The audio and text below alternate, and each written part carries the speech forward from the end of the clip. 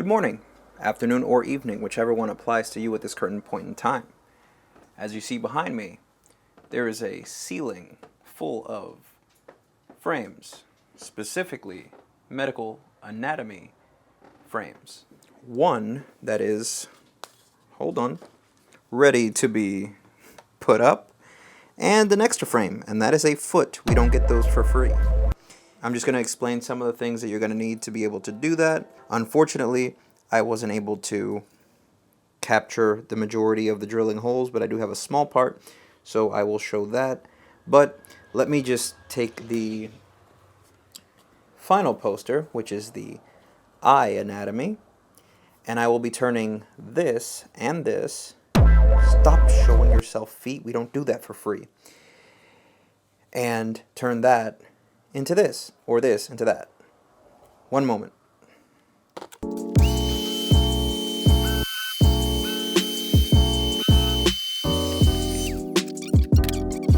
And so, through the power of editing, this is what the finished product looks like. I will leave a link in the description for all the posters that I currently have. In case that's something that's interesting to you, go for it. They were purchased on Amazon, so if you don't support Amazon, I don't know what to tell you. This one was anatomychart.net. The rest of them are anatomyposters.com, for what that's worth. So, that being said, 14 holes all the way around, all countersunk. I'm going to go ahead and show you what tools are necessary in order for you to make this happen, and you judge for yourself whether this is something you would like to do. It doesn't have to be with medical stuff, obviously, but this is just giving you a frame of reference, no pun intended. Welcome to my humble floor. For the sake of this frame mounting, there are a few things you're going to need to make everything go as swimmingly as possible, and that starts off with what kind of fastener you're using, depending on what you're going into. Are your walls made out of wood? Are they drywall? In this case, I'm going to be using number 6 2-inch drywall screws. I will leave a link in the description to these. There are 166 in this pack, far more than you would probably need for your mounting pleasures. I believe $5 to $6 is really good of a price, so yeah. Second, you're going to need something to make those holes. And so the DEWALT black and gold set is what I went with. Because the 7/64 is the closest size that I can get to the size of the screw, that's what I decided to use. And if you're not sure, you could always take your screw, match it up to the bit, and it's always okay if you go one size smaller if you need to. Never go one size higher, because you could risk splitting the whatever it is you're drilling into. So this is the DEWALT black and gold set. The link will be in the description for those.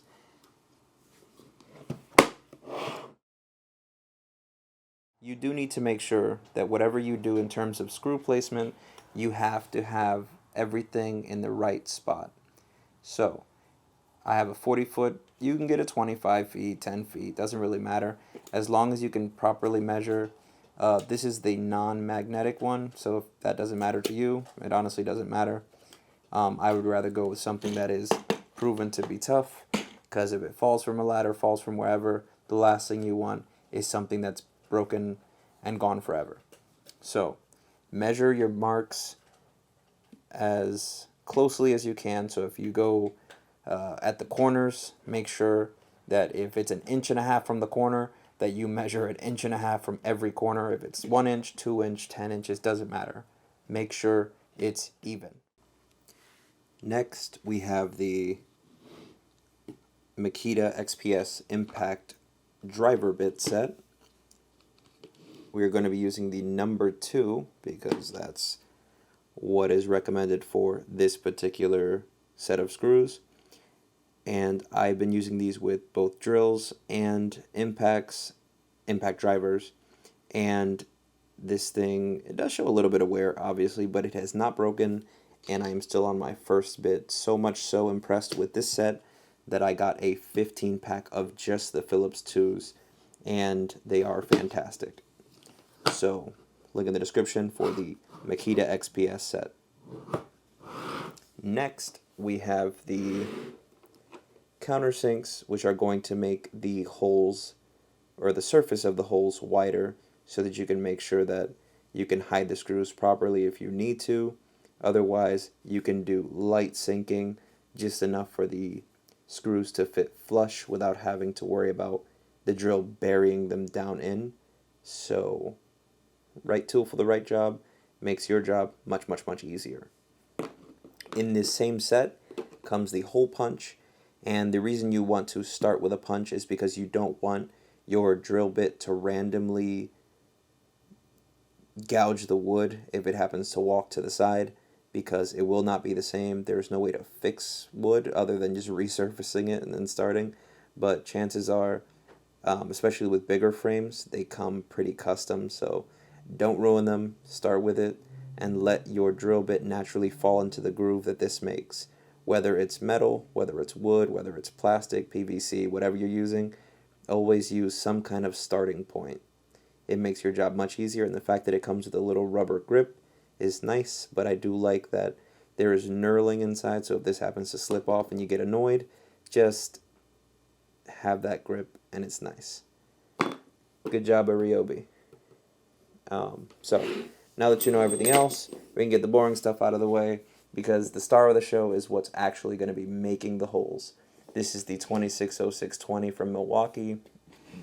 This is the PCL 206 from RYOBI. Both 18 volts, both ready to go, both brushed, and half and half of the frames on my wall were done with both, equally capable of doing what they have to do. If you're worrying about what kind of drill you should get or what kind of tools in general, there's a million different companies, and when you have a wall full of choices, it's very possible to just get confused, overwhelmed, and just walk out with nothing. Or just grab the cheapest one and probably be disappointed. In this particular case, the RYOBI is the cheaper one if we're talking price. However, it's not going to affect getting something like framing done. So, in terms of what you would be looking for, it would probably be speed, if anything. So you would just look at which one has higher RPMs. But again, RPMs and RPMs under load are two different things. If this one spins faster than this one, but under load this one can push harder than this one can, I will be doing an in-depth specs comparison of these two videos from now. Hey, so I realized I didn't put an outro or some kind of goodbye in the video while I was editing. So have a good evening, good afternoon, or good morning, or whatever applies to you. Also, one thing I did leave out is actually putting up the frames. You already see these, just get a level, put them up. That's not something that needs to be seen, because it's, you know, it's screws in a wall. Just put them in straight, take your time. And if you're unfamiliar with drills, a lot of the new ones, or a lot of the ones now, they have clutch numbers that let you know the sensitivity of your drilling. So if you're not sure, you can always start off slow and then increase the number incrementally to make sure you're not over drilling. Otherwise, have fun. I'm trying to get some more content out. Be patient with me. I'm balancing some things. We'll put it like that. So thank you for watching. And if there's anything that you feel I should know, or something that I missed, please feel free to leave it in the comment. We are all learning here. It's from that side of the internet this way, and from this way that way. So thank you, and have a good one. There's no way. Are you kidding? Okay, no. I don't know what he's talking about, what's going on. I know you missed me, but he doesn't know what he's talking about. He ended the video, / I ended the video, by saying, that's it. Here's what I'm doing. Here's what you need. But I didn't actually put anything on the wall. The whole point of the video is not just how to put up a frame, but it's showing you how to put up the frame, or at least how I did it. Even though it's pretty self-explanatory, but part of the experience is actually showing you how it's going to look. And so there's two ways to do it. One being if you have nobody to help you or you don't have any friends, then you can do it by yourself using a level that is laser based, something that you can put up on a tripod, or if you have a high enough table or a ladder with a pallet, you could put it on a certain rung on the ladder and have it shining at the wall. Or it's much easier with a tripod mounted one because you can actually change the angle, change the height. It's a lot more custom to what type of ceiling you have. In this case, angled means you have to have it on a tripod, so it's angled. Otherwise, somebody kind of has to hold it, and you never know if they're holding it crooked.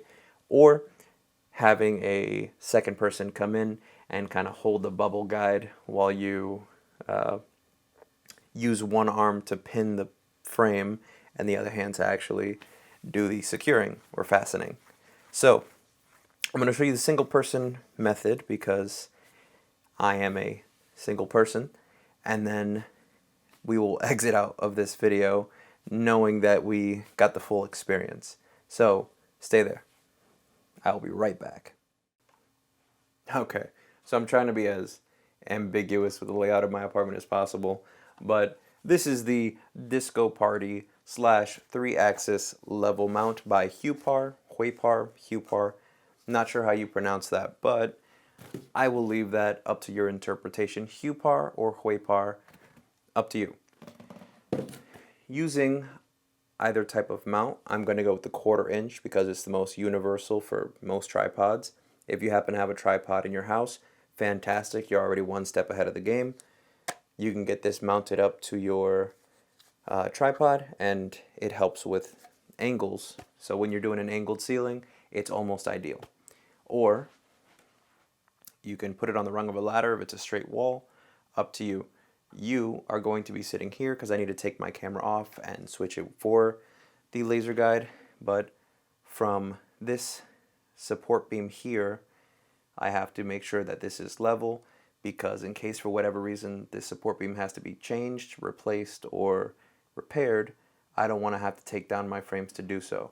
So be very careful about the placing of your frames so that you don't have to keep taking them off and on. That being said, remember that you don't have to secure things to the wall. You can put in a screw and then hang something off of it. In my particular case, because it's an angled ceiling, I gotta secure them up or they will come flying down. So it's gonna go there. I'm gonna trade. I'll be right back. Okay, so last thing. My camera's about to die. It's about midnight. Actually, it's 1:30 in the morning. So I'm gonna try to do a kind of quick jump in time lapse of this, of me just getting these screws in, and let's get this up.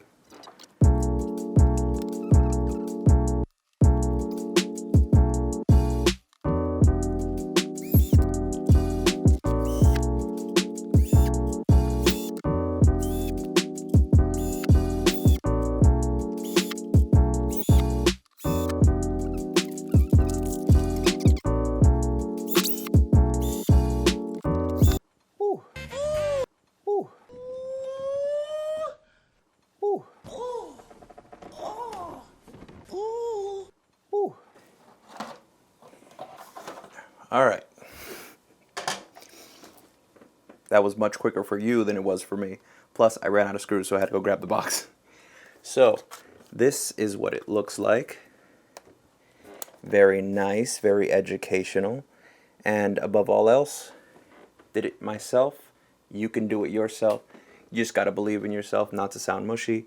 Again, the laser guide going down the wall is fantastic. If you see that a little bit of it is up, I had to slightly offset this one because for some reason this support beam is starting to split ever since they replaced the roof. So I brought this one down more than the others in case the beam had to be changed. So keep in mind placement because it will be different for everybody. So as you can see around the perimeter, 14 screws all in. Any spots where you see a little bit of lighter wood can be painted so it's not as visible from far away. If you wanted to use countersinks and then put covers to completely not show your screws, you're welcome to do that. I don't really care to do that, so I'm not gonna, but it looks very nice. And that is how you properly mount a frame. So, thank you for hanging in there with me. Now I feel complete because I can actually go to sleep. It's now 1:33 in the morning. I'm going to go get some rest, but thank you for hanging in there. Thank you for watching this video. And if there's anything that wasn't clear, please leave a comment. If you got something up, also leave a comment. Let me know what you hung up. What did you frame? Was it a wedding photo, family photo, inappropriate photo, whatever. Have a good one.